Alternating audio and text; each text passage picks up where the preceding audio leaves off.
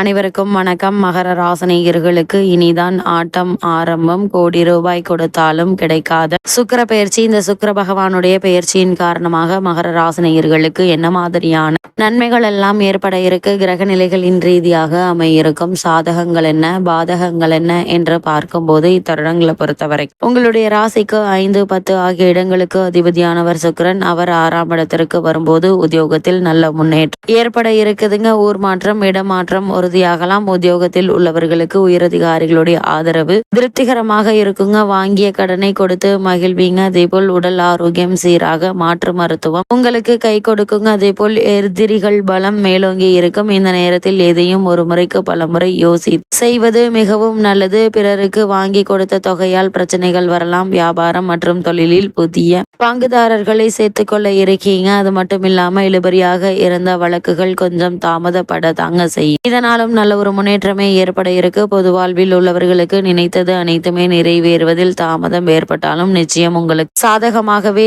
இப்ப கிடைக்க இருக்குங்க. தொழில் மற்றும் வியாபாரம் செய்பவர்களுக்கு போட்டிகளை எதிர்கொள்ளும் சூழ்நிலை உண்டு. உத்தியோகஸ்தர்களுக்கு இடமாற்றம் உறுதியாகலாங்க. கலைஞர்களுக்கு அதிக முயற்சி செய்வதன் மூலம் பலன் கிடைக்க இருக்கு. இத்தருணங்கள்ல கிரகநிலைகளின் ரீதியாக கூறப்படும் பரிகாரம் என்ன என்று பார்க்கும்போது ஆதித்ய பிரபு வழிபாடு எண்ணற்ற நன்மைகளை உங்களுடைய வாழ்வில் ஏற்படுத்தும் என்பதை கிரக நிலைகள் உங்களுக்கு உறுதி செய்து